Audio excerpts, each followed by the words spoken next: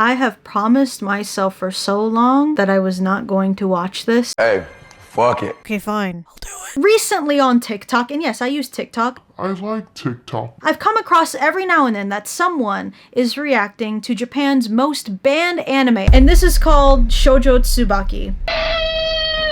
So this anime that you're looking at right now is actually banned in Japan.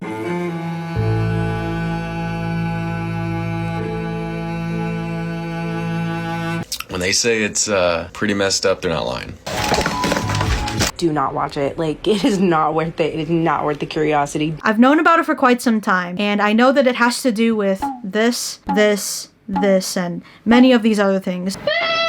But as you grow up with the internet, you figure out that quite quickly that every now and then something dark comes up to the surface and suddenly everyone wants to watch it, such as, you know, back then it was Two Girls in One Cup. And then eventually everyone was talking about Human Centipede, a Serbian film, Salo, which by the way are all fucked movies. I feel like this isn't going to be on the same level as Boku no Pico, where it's like, it's that thing that we all saw, we all collectively cringed and cried together, and it became this meme and this joke that was run into the ground in 2015. But I feel like with this one, that I'm not going to be able to laugh at this. I first went to Reddit, someone linked it, of course, to YouTube, but why would you? Because of course it's fucking banned. So, finally found it. Wish me luck.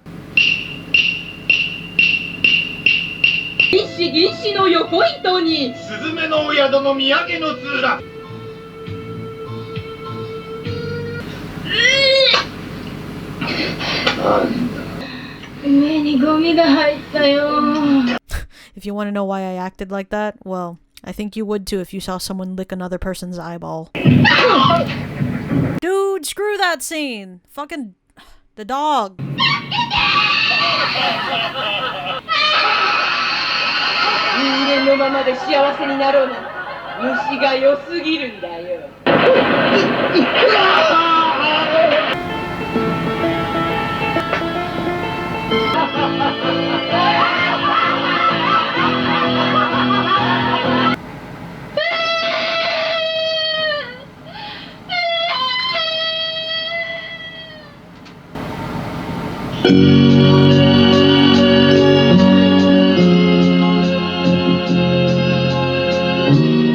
Hey guys, Post-Aki here, because I had to walk away to get my thoughts together on how I was going to convey my feelings in great detail, so here it is. The story, it's sad as shit. Like, Joey's gonna come home from his day at the podcast right now, and I feel like I'm not even going to say welcome home to him. I feel like I'm not even going to give him a hug.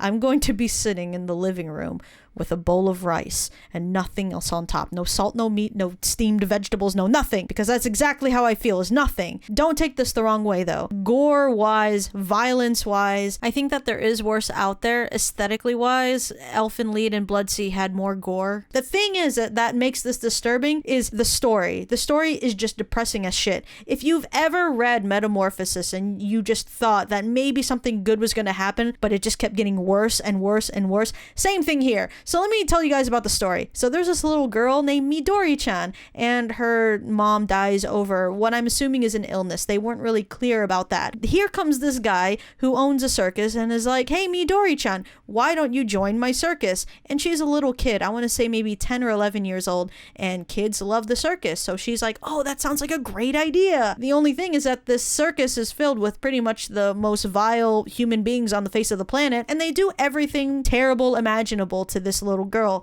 So they abuse her, they manipulate her, they rape her, and so she falls in love with this guy who's much older than her, and it just gets worse. And I feel like I just need to take a shower by the end. You just feel like shit after watching this. Now, again, don't take this the wrong way, but the only reason that I was able to finish this is because the artwork actually looks pretty cool. It reminds me a lot of like Shintaro Kago's work and Junji Ito's work a little bit, especially for its time, made in 1992. I guess, you know, this was artistic, but take that with a grain of salt, because if it weren't for the artwork, I probably would have just shut this off, because I'm like, you know what? I know that people are messed up.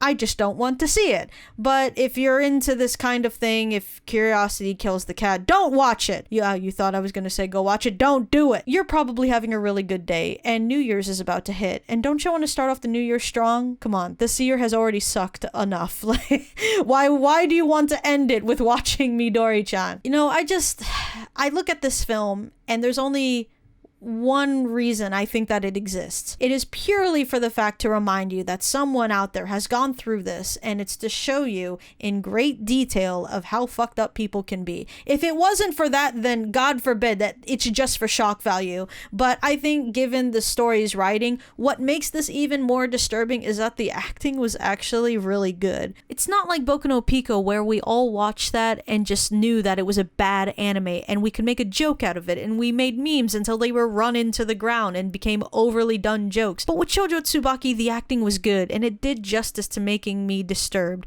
and I just feel like shit afterwards. Do I really have to rank this? Like from 0 to 10? I guess I do now.